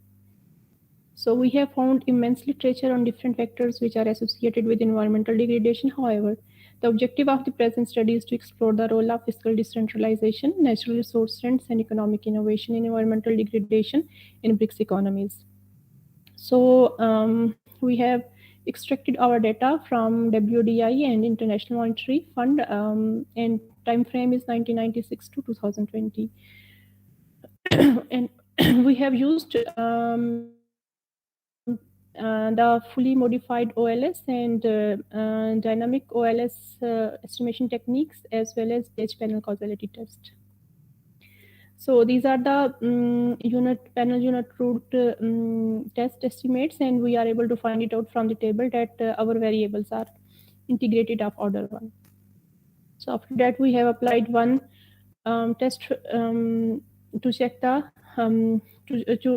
to check the long run association between the selected variable, and as Pedro co-integration test shows that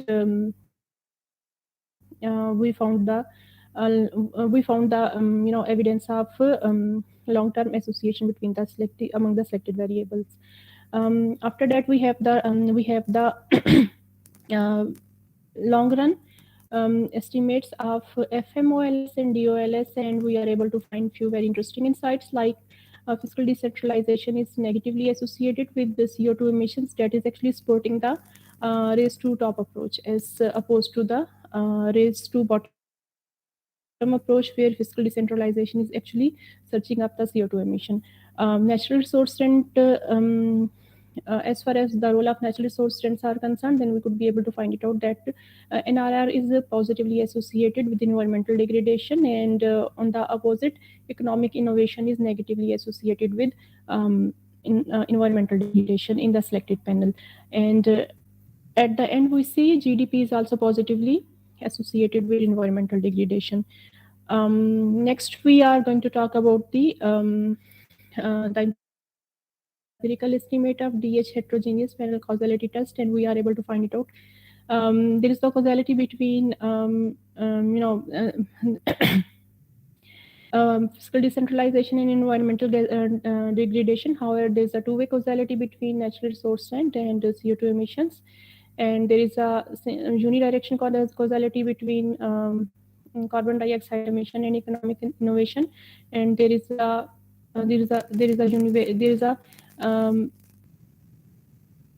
one-way causality between GDP and CO2 emissions. So as far as the conclusion of our studies is are concerned, we are able to find it out that fiscal decentralization is proved to be an essential factor to eliminate the harmful impacts of CO2 emissions, and natural resource rent is increasing the environmental degradation. On the other hand, our empirical results also reveal that eco-innovation is a promising factor to reduce CO2 emissions. Based upon the empirical analysis, we are able to propose few important policy implications just like this. It is important to encourage fiscal decentralization in BRICS bloc to curb environmental pollution. The local governments can start new programs and policies to combat the CO2 emissions. It is also essential to initiate different policies to reduce the rate of resource depletion and exploitation. And at the end, it is essential for these economies to invest in environmentally friendly technologies by initiating new policies and programs and encouraging research and development. And also we want to, we will extend our study in the way that we will try to obtain empirical estimate for each and every country as the extension of the study, and then we will compare these 5 countries with one another, and we could be able to find it out where fiscal decentralization is more stronger, and where and maybe we could be able to find mixed evidence for natural resource rent and other variables as well. Thank you so much. Dr. Zubaria, thank you very much for your presentation and hope to meet you for the next conference. Bye-bye. Thank you.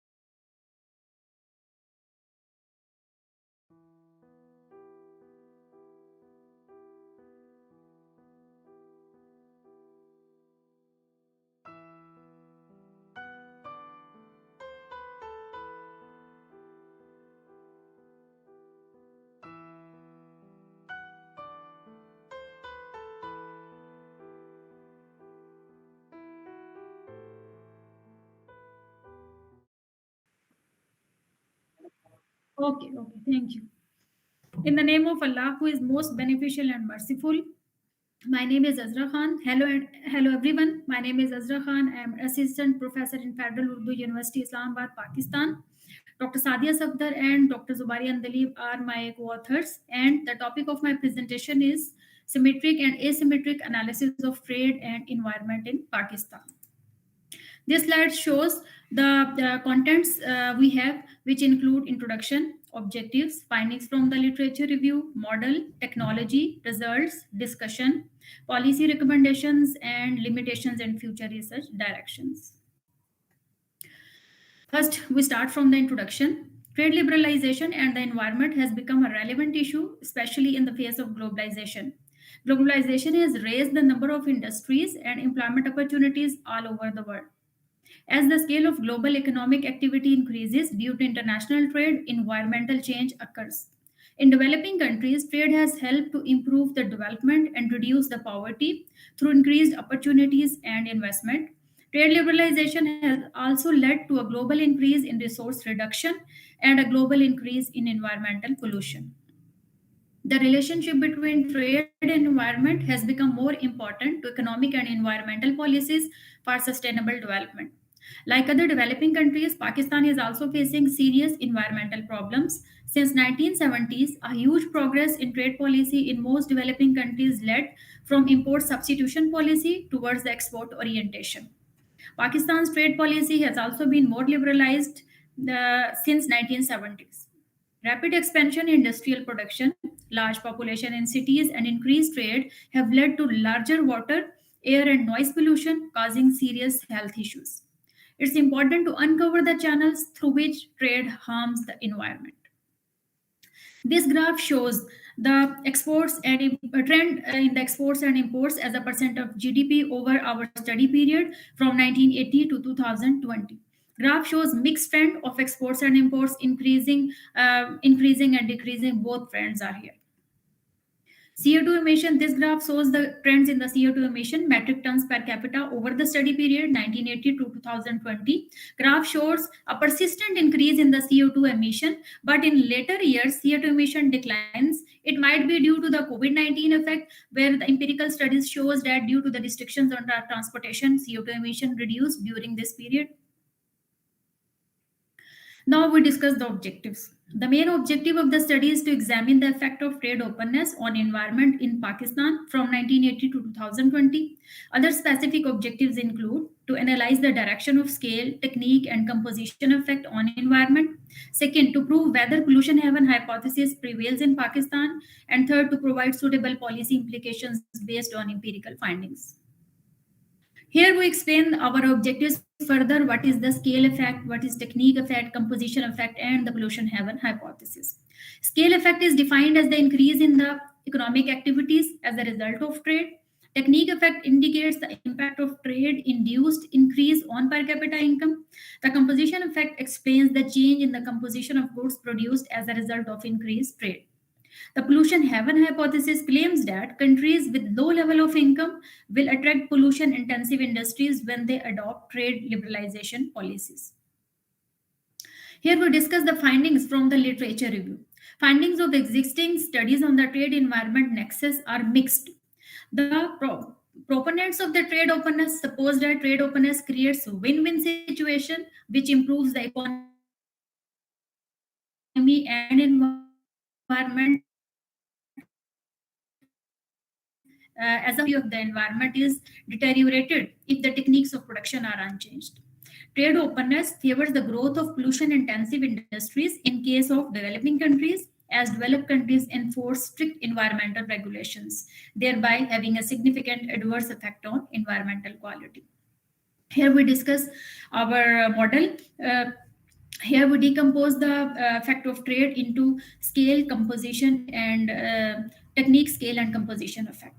Here the E is the environment, CO2 emission dependent variable.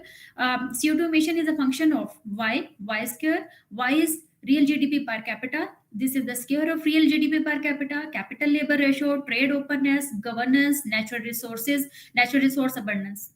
Y represents the scale effect. Y square represents the technique effect, and capital labor ratio represents the composition effect of trade. Second equation, in the second equation, we introduce the pollution haven hypothesis. For this purpose, we interact the trade openness into relative income, which is the relative income per capita, which is the relative income, which is the income divided by the world average income.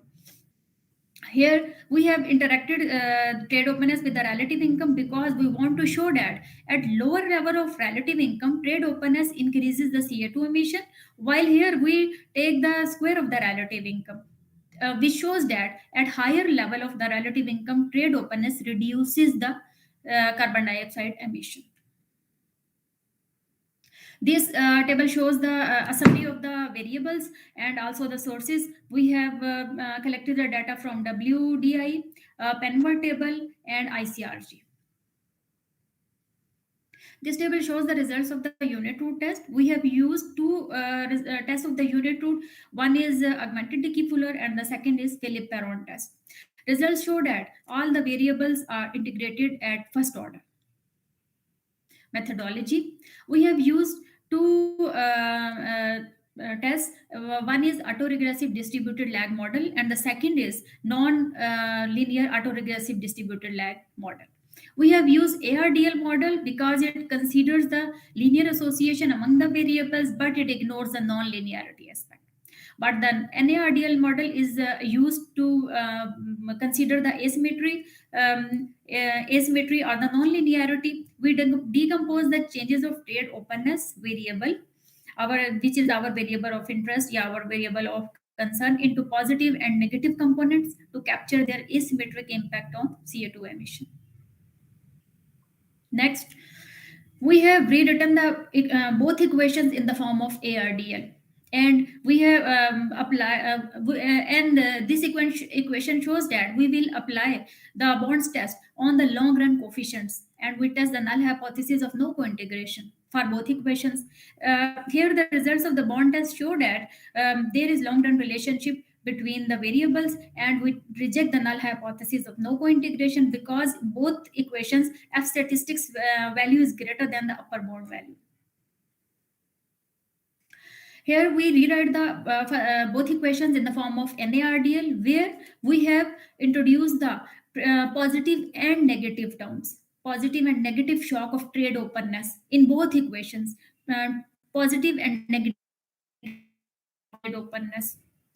Here we test the null hypothesis again of there is no co-integration against the alternative, and the bond test results show that there is co-integration, and we reject the null hypothesis, where the F statistics value is greater than the upper bound value. This table shows the long and short run results from the ARDL and NARDL analysis. Here the results are presented for equation 1, where we want to decompose the results of the effect of trade into scale, composition, and technique effect. Here the red shows our variable of concern, basically red color. Y, which is the scale effect, which is represented by the per capita GDP, real GDP per capita. It shows that the scale effect increases the CO2 emission. Y square, which is the square of the real GDP per capita, which shows the technique effect. It's the proxy of the technique effect. It shows that as per capita income increases further, CO2 emission reduces. Capital labor ratio is the proxy for the composition effect. Composition effect shows that as capital labor ratio or capital intensity increases in the economy, CO2 emission will increase. Trade openness shows a positive relationship with the CO2 emission. As trade increases, CO2 emission increases. Here, governance shows the negative relationship with the CO2 emission, while natural resource abundance shows a positive relationship. Variables with the D are the short run variables. Difference ECT, error correction term, it shows the speed of adjustment, which is here 41% towards the long run equilibrium.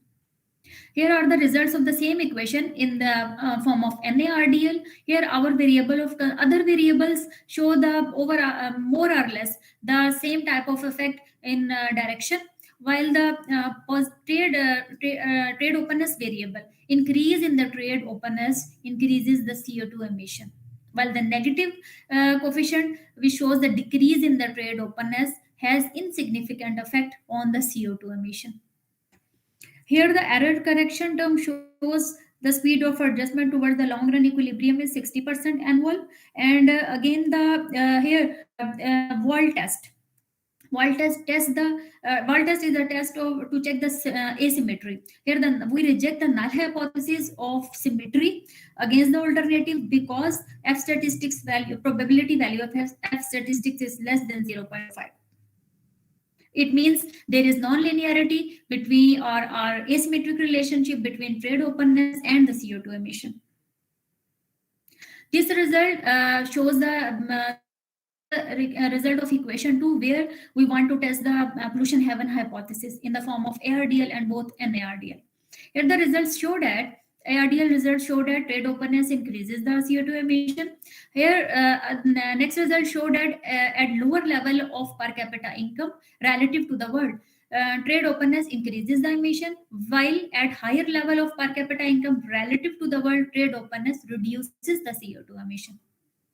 In the next equation, in the next model, NARDL, positive increase in trade positive means positive shock in trade openness or increase in the trade openness increases the CO2 emission, while decrease in the trade openness has no effect on the CO2 emission, while other variables more or less have the same direction in both equations. Here, the wall test shows that we reject the null hypothesis of symmetry against the alternative because the probability value of statistics given by the wall test is less than 0.05. Here we discuss our results in detail.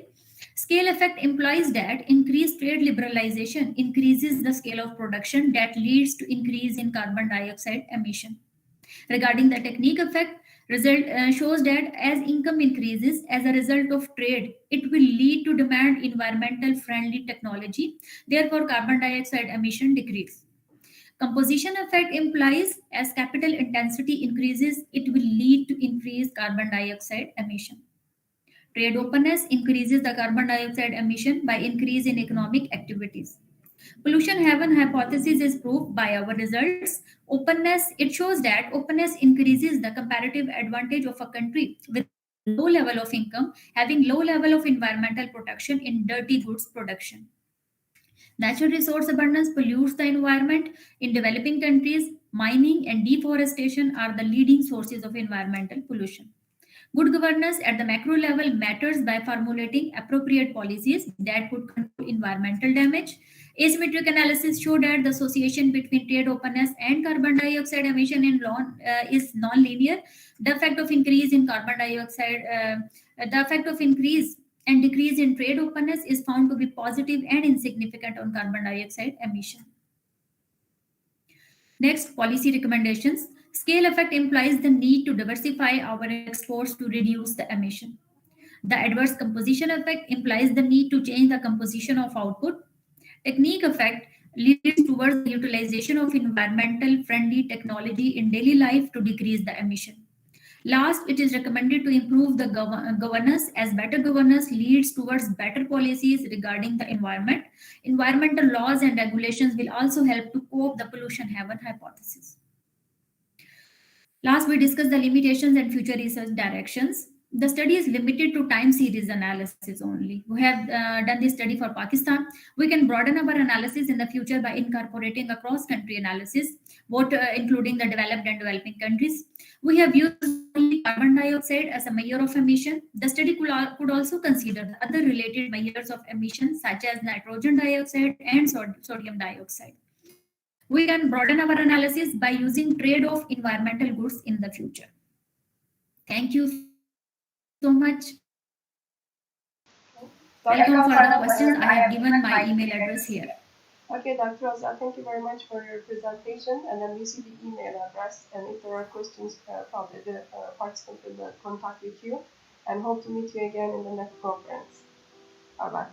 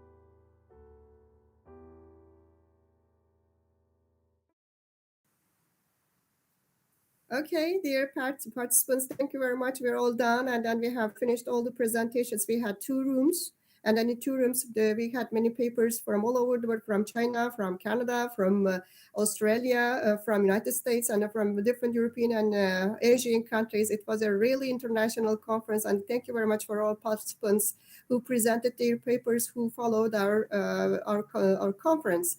And of course, this conference is not, although it was broadcasted by our team, and there are very important heroes behind of this conference. One of them is with us, Associate Professor Dr. Mohammed Al Nasser, my brother, and then he's from UK, and also Professor Dr.